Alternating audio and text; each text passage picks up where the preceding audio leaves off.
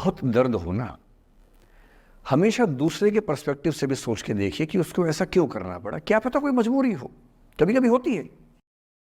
मैं बुद्ध की मजबूरी सोच के परेशान होता हूँ कई बार, और फिर मैं सोचता हूँ कि काश यशोधरा जैसा व्यक्तित्व सबका होता। बुद्ध की रियल कहानी क्या है शायद किसी को नहीं पता। मैं जिस कहानी की बात कर रहा हूँ, मैथिली शरण गुप्त नाम के एक बड़े प्रसिद्ध कवि ने यशोधरा नाम की पुस्तक में वो कहानी लिखी है, भूमिका में जिक्र किया। बुद्ध बचपन से ही थोड़े से वैरागी किस्म के व्यक्ति थे। उनकी कुंडली देख के एक ज्योतिषी ने बताया भी था। माता पिता बहुत परेशान थे, शुद्धोदन उनके पिता का नाम था। माता पिता ने बहुत कोशिश की कि इस बच्चे का मन विरक्त न हो। अच्छा महल बनवाया, सारी सुविधाएं दी। जैसे ही बुद्ध थोड़े से किशोरावस्था में आए, उस समय की दुनिया की सबसे खूबसूरत महिला से, लड़की से, यशोधरा से उसकी शादी करवा दी। यशोधरा के पिता ने काफ़ी एग्ज़ाम लिए बुद्ध जी के, वो सारे एग्ज़ाम में पास हुए, तब जाकर शादी हुई, ऐसे नहीं हुई। शादी हुई तो बुद्ध भी ठीक था, रमे रहे उस जीवन में। बेटा हुआ उनका राहुल। अब बुद्ध की विरक्ति का भाव बढ़ता जा रहा था। 29 साल की उम्र के आसपास ऐसा हुआ कि उन्होंने एक मृत व्यक्ति को देख लिया, एक बूढ़े को देखा, एक भिखारी को देखा, एक बीमार को देखा। विरक्त हो गए और उनका मन हुआ घर छोड़ दूं, ज्ञान की खोज में चला जाऊं। अब ज्ञान की खोज में जाएं, उनको पता है कि भाई मेरी पत्नी भी है, मेरा बेटा भी है, राज्य भी है, कैसे छोड़ दूं।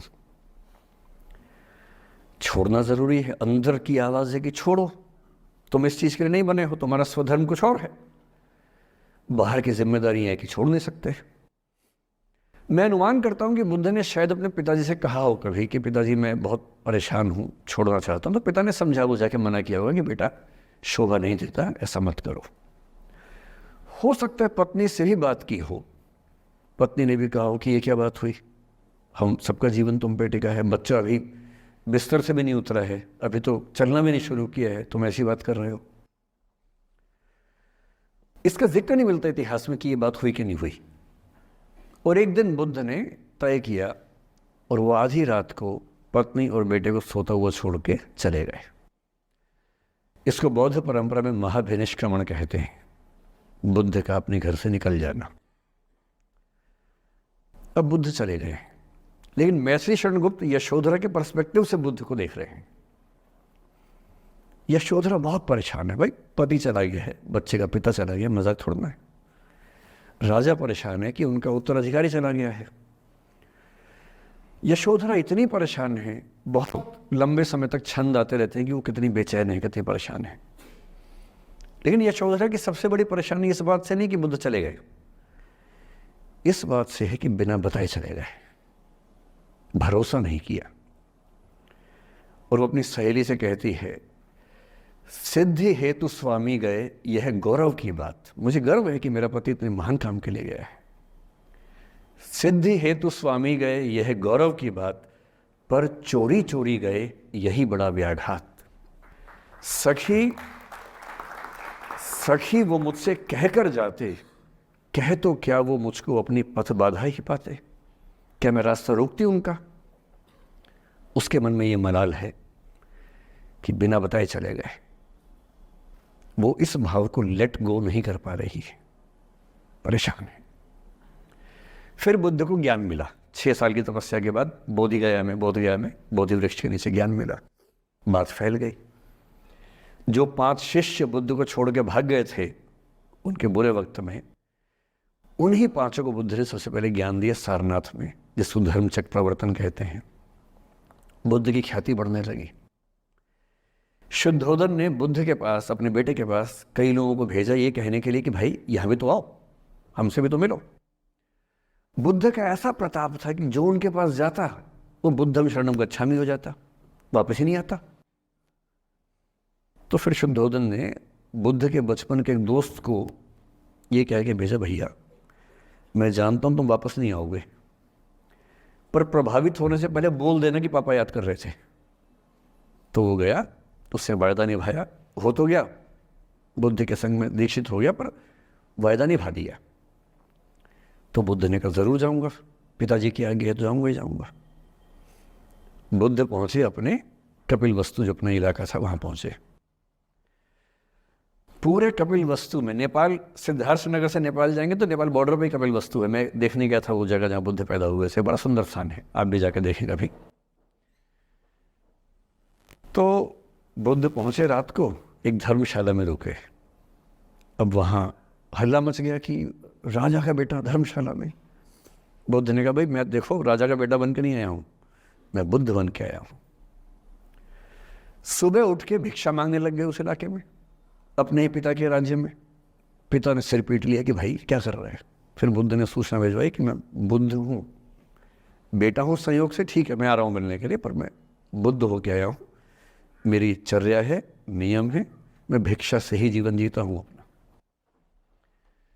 ठीक है, पिताजी ने कहा चल कोई बात नहीं। फिर बुद्ध गए पिता से मिलने, पिता से मिले, सबसे मिले, भरी सभा में।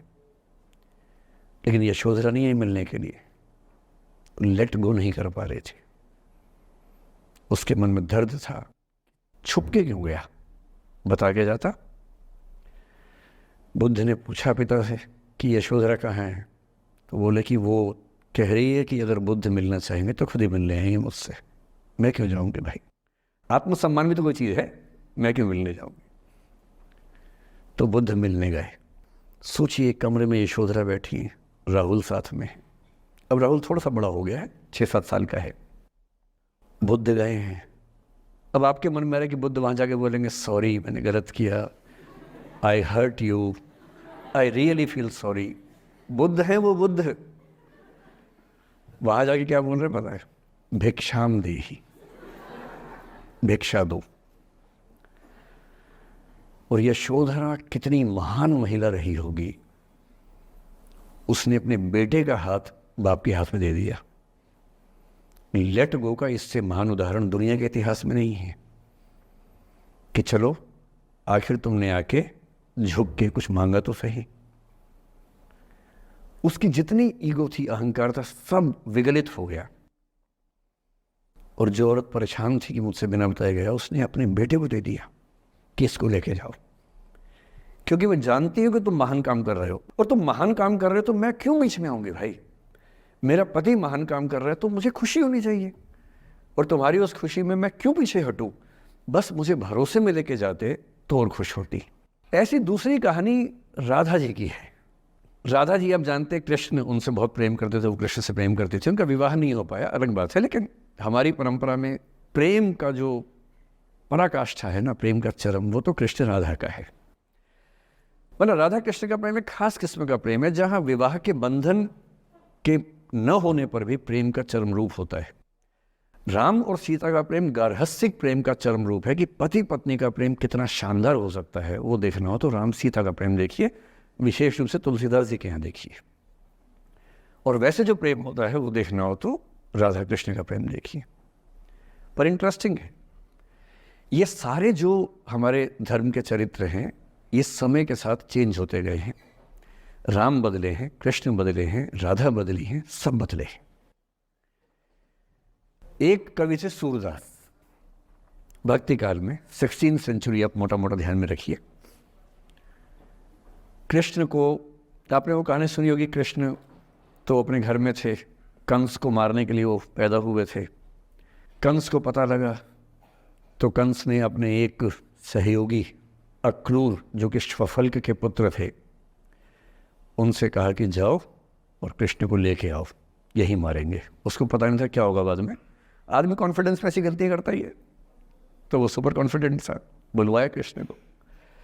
कृष्ण तो इसी काम के लिए आए थे, समझ गए कि बुलावा आ गया है, अब इससे काम निपटाना है, चलते हैं। राधा और गोपियाँ कृष्ण के बिना रह नहीं सकती थी। सुपर इमोशनल विमेन, ऐसा मानते हैं कि वो महिलाएं, राधा तो छोटी थी, बाकी महिलाएं गोपियाँ उनसे काफ़ी बड़ी उम्र की थी, इतनी इमोशनल थी कृष्ण को लेकर कि कृष्ण के बिना वो सोच नहीं सकते थे कैसे रहेंगे। पर वो जिस काम के लिए आए थे धरती पर, वो तो करना ही था। तो अक्रूर आए, अक्रूर ने बताया कि ऐसे ऐसे आया हूँ, ले जाना है। तो कृष्ण और बलराम चले गए। इधर कृष्ण गए, उधर गोपियों का रो रो के हाल बुरा, राधा का हाल बुरा। ऐसी दीवानगी आजकल की फिल्मों में आप सोच नहीं सकते, ऐसी दीवानगी थी उस जमाने में उनके बीच में। और जब आदमी का प्रेम हाथ से निकलता तो वो बेचारा कितना कमज़ोर हो जाता है। राधा जी की हालत सोचिए। सूरदास कह रहे हैं, अति मलिन वृषभानु कुमारी, हरिश्रम जलु अंतर तन भीजे, ता लालच न धुआवती सारी। कि वृषभानु की कुमारी, वृषभानु मतलब राधा के पिता, वृषभानु की बेटी राधा इतनी कमज़ोर हो गई है, इतनी मलिन हो गई है। हरिश्रम जलु अंतर तन भीजे, कृष्ण के पसीने की कुछ बूंदें उसके ऊपर गिर गई थी, उसकी साड़ी में लगी हुई हैं। ता लालच न धुआवती साड़ी, इस लालच से साड़ी धुलवा नहीं रही है। और जब से कृष्ण गए हैं कपड़े तक नहीं बदलना चाह रही है कि इस कपड़े में मेरे प्रिय की याद है। खाती नहीं है, इतनी कमज़ोर है, हिल नहीं पाती है। एक और कवि हुए, वो तो इतने आगे बढ़ गए, बिहारी नाम के कवि थे। उनकी नायिका तो लगता है कि घड़ी का पेंडुलम है। सांस लेती है तो 4-5 कदम 6-7 कदम पीछे चली जाती है, सांस छोड़ती है तो आगे आ जाती है। सांस की हवा से ऐसा हो रहा है। इत आवत चली जात उत चली 6-7 अखात, चढ़ी हिंडोरे सी रही लगी उसासनी साथ। कि इधर आती है उधर जाती है, 6-7 हाथ इधर 6-7 हाथ उधर, सांस लेती है तो यहाँ, छोड़ती है तो वहाँ, जैसे झूला झूल रही हो। पर ये रीतिकाल के कवि हैं, उनका अलग टेस्ट है, हम सूरदास पे बात कर रहे हैं। राजा इतनी परेशान है। अच्छा, जब आदमी परेशान होता है ना, जब उसका ब्रेकअप टाइप का होता है कि कोई गया है वापस ही नहीं आ रहा, कृष्ण ने कहा था कि बस जा रहा हूँ, काम निपटा के आता हूँ। उनके मन में था क्या काम निपटाना है, काम निपटा भी दिया। अब कंस के बाद सवाल है कि मथुरा का साम्राज्य कौन संभाले। उसको एक स्ट्रक्चर बनाने के लिए कृष्ण को लगा कि मुझे यहाँ रह के सिस्टम को ठीक करना चाहिए, उसके बाद लौटना चाहिए। तो वो रुक गए वहाँ पर, राज्य का काम भी तो करना ही था। पर प्रेमी व्यक्ति को सब समझ नहीं आया, तो फिर लगता है कि नहीं, मेरे पास आओ, बाकी सब बेकार की बातें हैं, मेरे पास आओ। कृष्ण आ नहीं रहे। यमुना के इधर कृष्ण है, यमुना के इधर गोपियाँ हैं, पर आत्मसम्मान भी तो है। एक आलोचक ने कहा कि नाव में बैठ के चली जाती। आत्मसम्मान होता है प्रेम में कि मैं क्यों जाऊं, बिना बताए क्यों चले गए, बता के जाते। तो राजा वेट करिए। राजा के मन में क्या आ रहा है, उनको लग रहा है कि ऐसा तो नहीं कि मैंने ही कुछ गलती कर दी हो। जब कोई व्यक्ति दूर चला जाता है ना, बाकी लोग सोचते हैं कि कहीं मुझसे तो गलती नहीं हो गई। और राधा अपनी एक सहेली से बोल रही, गोपी से, मेरे मन इतनी सूल रही, एक दिवस मेरे गृह आए मैं ही मस्ती दही, देखी तिन्हें हों मान कियो सो हरि गुस्सा गही। पगला सी गई है, बोरा सी गई है। सहेली से क्या बोल रही है, हे सहेली, मुझे पता है क्या लग रहा है, मुझे लगता है कि मुझसे ही गलती हुई है। उसने पूछा क्या गलती हुई है। कह रही कि एक दिन क्या हुआ, कृष्ण भगवान मेरे पास आए थे, मैं उस समय दही मथ रही थी। वो ग्वाला जीवन है ना वहाँ पर, तो वो गोपालन जीवन का काव्य है पूरा। अब वो मुझसे बात करने आए और मैंने उनसे ठीक से बात नहीं की, मैंने मान किया। मान करना मतलब जिसको आपकी भाषा बोलते हैं भाव खाना। मैंने उनसे ठीक से बात नहीं की, मुझे लगता वो नाराज़ हो गए, इसी नाराज़गी से लौट नहीं रहे हैं। मेरे मन इतनी सूल रही, मेरे मन में कांटा चुभ रहा है। एक दिवस मेरे घर आए, अब समझ में आएगा, एक दिवस मेरे घर आए मैं ही मथती दही, देखी तिन्हें हाँ हाँ मतलब मैं मान की योग, मैंने अहंकार दिखाया, सो हरि गुस्सा गही, गुस्सा आ गया उनको इस बात से।